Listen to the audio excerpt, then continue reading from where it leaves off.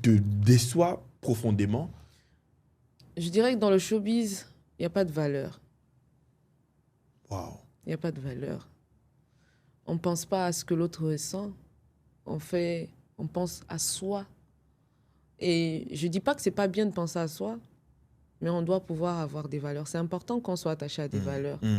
C'est important de se dire, oui, ce que je suis en train de faire, c'est mal. Qu'est-ce que l'autre va ressentir? Et là, je vais revenir à la spiritualité. Parce que quelqu'un qui est réellement spirituel, pas qui se montre spirituel, qui incarne la spiritualité, le spirituel, c'est celui qui se connaît, qui s'est rencontré, qui sait que si je me pique une aiguille, j'aurai mal. Donc, si je pique à l'autre, l'autre aura mal. Ouais. Donc, c'est vraiment là-dessus, il y a un manque de valeur, il y a un manque de considération. On ne pense qu'à soi, on ne pense qu'à sa propre gueule. On ne pense pas au mal qu'on peut infliger à l'autre. On ne pense pas au ressenti de l'autre. On ne connaît pas qu'il faut soutenir. On pense qu'à soi. C'est vraiment c'est vraiment un truc désolant. Quels sont les pires anecdotes que tu as de showbiz, les coups bas vraiment que tu as vécu, que tu as trouvé ça inhumain à la limite? Je vais du principe où je le dis tout le temps aux gens. Il y a des campagnes publicitaires, on me dit, mais pourquoi pas elle? Mais sauf qu'il y a des choses derrière. Moi, je dis, quand on me contacte pour mon talent, pour ce que j'ai à offrir, pour ma visibilité, pas pour la couverture charnelle. Donc, j'ai eu une proposition, par exemple, on voulait me donner un partenariat qui allait assez rapporter. Et ça a tourné à « viens dormir », à ce genre de choses. J'ai dit, frère, quand moi je me donne à un homme, c'est parce que j'ai voulu me donner. Je ne vais pas aller venir parce que j'attends un certain partenariat. Je dis jamais. Donc tu dégages. Waouh. Oui. Il y a encore ce genre de choses? Oui, ben si, mais même dans le monde de l'influence, pour les événements et autres, il faut baisser la culotte pour certaines personnes. Moi, à plusieurs reprises, je refusais ça. Vous me faites venir parce que vous savez que j'ai du potentiel, je peux apporter à votre événement, je peux apporter de la visibilité à votre produit. Je n'ai pas besoin de me baisser ou de faire certaines choses obscènes parce que je veux être là, qu'on me voit et qu'on parle de moi. Non, parler de moi pour mon talent, pour ce que j'ai à offrir, pour mon potentiel, pas pour la couleur de mon string. Non. Ça, c'est quelque chose que j'ai beaucoup déploré. C'est pour ça qu'on ne me voit pas beaucoup. Je suis dans mon coin, je fais mes vidéos, je rentre, je poste. Fin. Je n'ai pas de compte à rendre à quelqu'un. Celui qui me respecte, j'assiste à son événement, je l'accompagne dans son produit, etc. Mais si tu penses que si tu avais accepté ce genre d'avance, je devais être loin. Tu devais être trop loin. Trop loin, hein? On allait me voir beaucoup. Ouais. Mais je ne souhaite pas me mélanger. Ma vie, pour être là où je suis aujourd'hui, je suis reconnaissante beaucoup à Dieu. Et aujourd'hui, j'ai une vie spirituelle assez stricte. Parce que pour être une bonne personne, il faut de la discipline. Je suis quelqu'un de très disciplinaire et la discipline passe aussi par les choix qu'on fait, par les voies sexuelles, si je peux me permettre de dire ça comme ça. Donc, je fais attention à moi. Pardon. Mon image, mon combat. Donc, je ne me mélange pas. Aujourd'hui, c'est pourquoi c'est difficile de salir The Style. C'est compliqué. De faire... Tu vas pas me voir le nom de The Style ou Pandira dans un bad buzz sexuel, elle a envoyé des nudes ou quoi. Je fais attention à ça, en fait. Je ne me mélange pas. Dès que je vois que ça peut me salir, je me retire. Tu es déjà sorti avec des gars du showbiz? Oh, c'est la pire erreur de ma life. Je ne ferai plus jamais de ma vie. J'ai essayé et j'ai compris, c'est par cet essai que j'ai compris que si tu es une femme publique, prends un homme... Pas public. Pas public. Wow. Un homme qui n'est pas dans le même showbiz que toi. Et surtout, il faut que ce soit un homme très sage, qui comprend, qui te connaisse également. Donc, plus jamais de ma vie. Oui, ça a été une mauvaise expérience. Tu as fait ça plusieurs fois? Non. C'était qu'une seule fois? Seigneur, une fois, une seule erreur et j'ai compris. Et tu as promis de plus jamais? Non, plus jamais. C'est qui cette personne? You? Oh, ah. Oh, ah. Son nom commence par quoi? Oh, ah. Oh, ah. Exactement. Tu es en train de dire que c'est Dadju? Si c'est Dadju, mon Dieu. C'est oh, ah, peut-être c'est Dadju maintenant. Vous avez ça là dit qu'elle est venue avec oh, ah. Polémique. Hein? Oh. Donc aujourd'hui, tu vas plus le faire? Sois qui tu veux, frère. Je veux pas. Waouh. Ma paix, mon combat. Hmm. Ma tranquillité. Donc, selon toi, si tu rencontres un homme qui te traite comme tu veux qu'un homme te traite, Mhm. qui est parfait selon tes goûts, selon ton genre, tout ça, Mm. le simple fait qu'il soit public, c'est mort. C'est mort. Direct dans le film. Annulé. Annulé. Ta chance est annulée. Il faut rester à bas avec. Ah non, non, non. Parce que je suis dans le showbiz. Hmm. Et je connais les côtés néfastes du showbiz. Donc, ça va nous créer des problèmes. Voilà pourquoi je préfère un homme qui n'est pas connu, qui évolue dans sa carrière, mais autre que dans le showbiz. Je pense que ça m'apporte... Moi, j'ai besoin d'équilibre. Je suis quelqu'un, même au-delà de la popularité, et tout le monde me dit, tu es un peu trop humble, et c'est pas bon. Je dis oui. On connaît aujourd'hui, mais on ne connaît pas demain. Aujourd'hui, j'ai 4 millions de followers. Demain, la page peut disparaître, je ne deviens rien. Et si j'ai été mauvaise, si j'ai eu un certain comportement avec les gens, ben, ils vont me regarder comme ça. Il n'y a même pas un qui pourra me tendre la main. Donc, je ne suis pas humble parce que je veux être humble, mais c'est parce que la vie nous enseigne. On a vu des grands hommes devenir des rien du tout, comme on a vu des rien du tout devenir des grands hommes. Donc, je préfère garder cet équilibre-là entre ma personne, mes valeurs, ma vision, tout simplement. Si Dieu dit, je vais continuer à croire... Hein?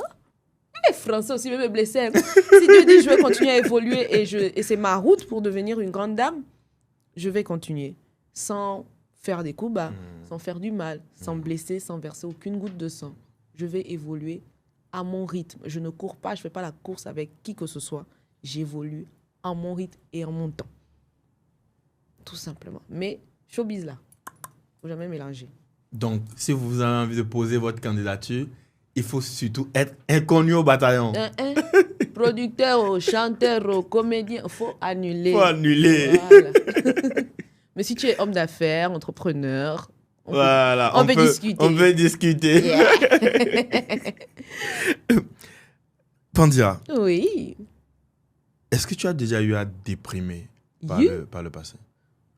Quand je rentrais en Afrique, j'avais une cause que je défendais. Moi, je dis, on parle beaucoup du VIH, on parle beaucoup du cancer, mais on ne parle pas de la dépression. Alors que la dépression fait des ravages, la dépression tue en silence. On ne met pas forcément d'éclairage sur les maladies mentaux. On met pas, en Afrique, on ne connaît pas. Tu dis que tu es dépressive, on te dit tu as la maladie des Blancs, tu te prends pour qui? Alors que ça détruit. Il y a beaucoup de personnes qui sont en psychiatrie en Afrique qui ne sont pas fous. Ils sont juste dépressives. Et on se doit de mettre la lumière sur cette maladie. Donc, quand je rentrais en Afrique, j'avais vraiment ce projet-là de m'approcher de beaucoup de personnes pour faire des campagnes de sensibilisation, pour faire venir des gens, pour qu'on apprenne un peu plus sur la dépression.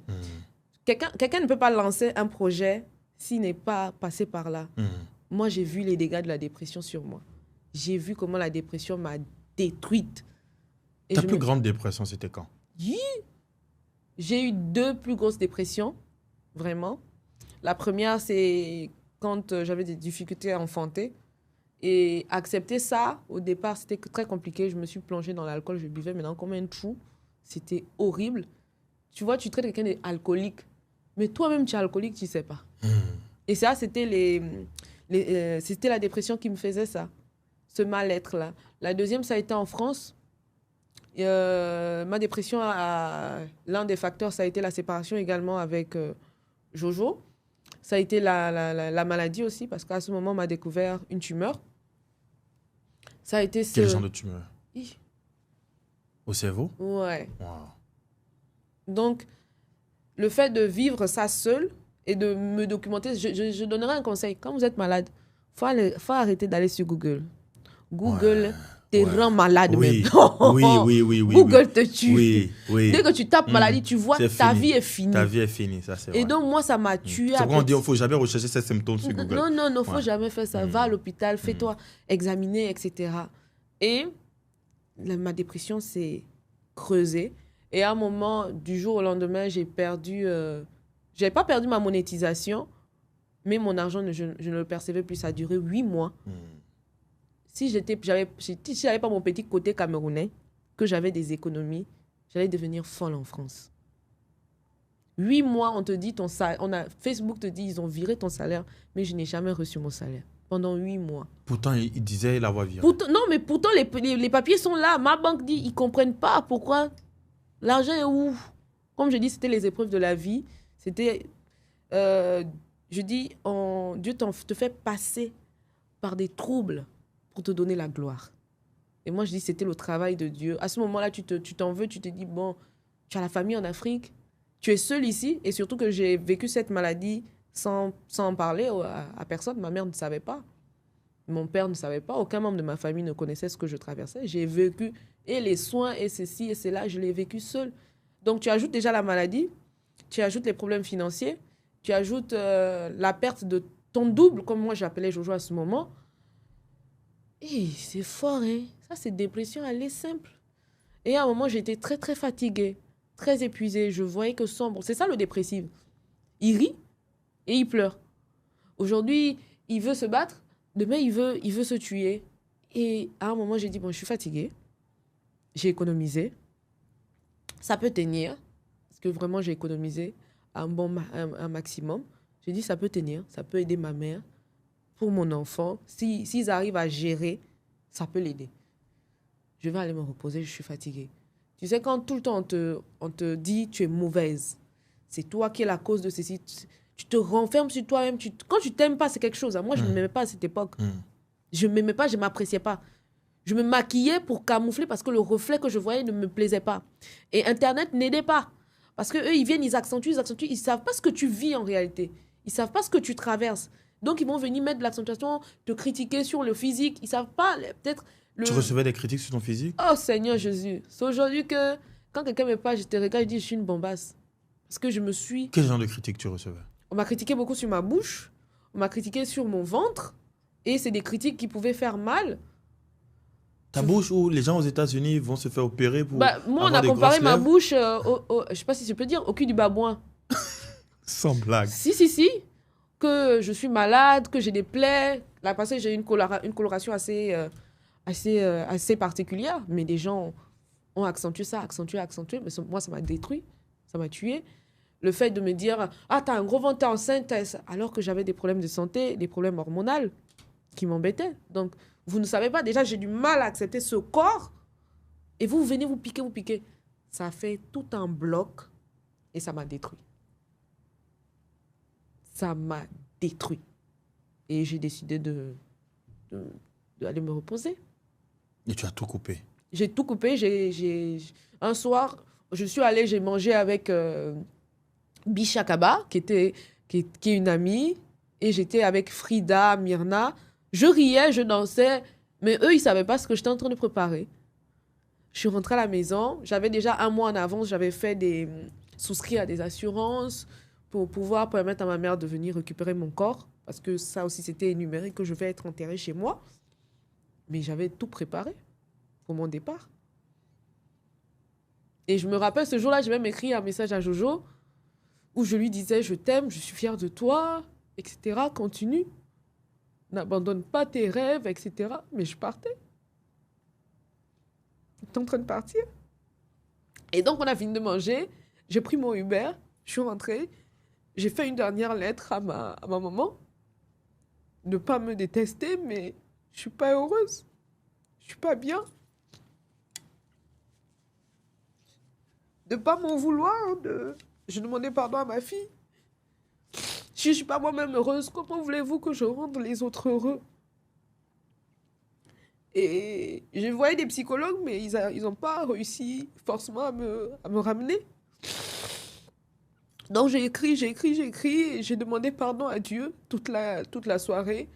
Et à 20h, j'ai pris tous les comprimés que j'avais chez moi. J'ai dit, je vais me reposer, je suis fatiguée.